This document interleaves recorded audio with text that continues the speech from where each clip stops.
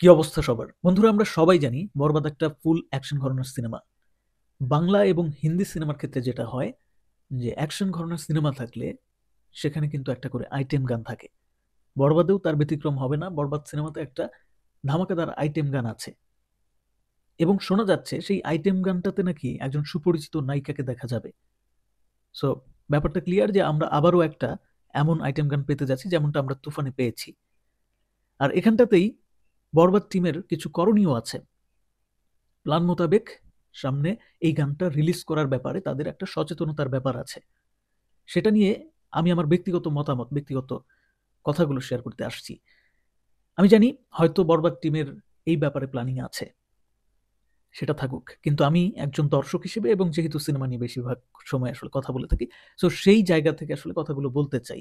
আমি আমার মতামতটা প্রকাশ করতে চাই। আমার কাছে মনে হয় যেহেতু এটা কোরবানির ঈদ না অথবা অন্য কোনো সময় না, এইটা হচ্ছে ঈদুল ফিতরের সময়। ঈদুল ফিতরে রিলিজ করা হবে সিনেমাটা। সো এই সময়ে এই সিনেমাটার ক্ষেত্রে এই যে কনটেন্ট গুলা, বিশেষ করে এই আইটেম গানটা আসলে কখন রিলিজ করবে তারা? এটা নিয়ে একটু প্ল্যান মোতাবেক আগানো উচিত।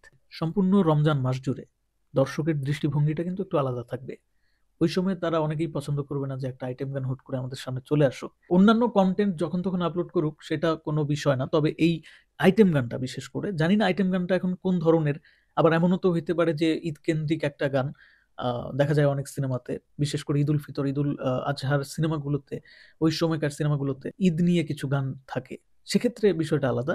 তারপরেও তারপরেও আমার মনে হয় যে যদি ওই ধরনের গানও হয় অথবা একটা আইটেম গান হয়, সেটা কিন্তু সবচেয়ে ভালো হয় ওই যে ঈদের আগের দিন চাঁদ রাত, ওই সময় রিলিজ করলে অথবা এই যে এখন যে সময়টা চলতেছে, এই সময় রিলিজ করলে। বলতেছি না যে আজকালের মধ্যেই রিলিজ করে দেন, এটা না। এক কথায় এই রমজান মাস এসে যাওয়ার আগে, আর তা না হলে চাঁদ রাতে। আবারও বলছি, এটা কিন্তু শুধুমাত্র ওই আইটেম গানের ক্ষেত্রে। বাঙালি তো, হুজুগে বাঙালি তো।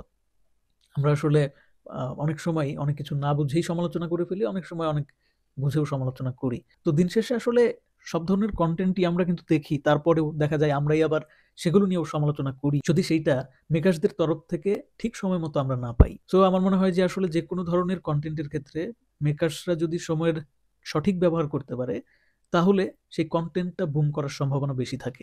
শুধু যে দৃষ্টিভঙ্গি পরিবর্তন হয়ে যাবে, সবাই আসলে আইটেম গান ওই সময় দেখতে চাইবে না, ব্যাপারটা এটাই না।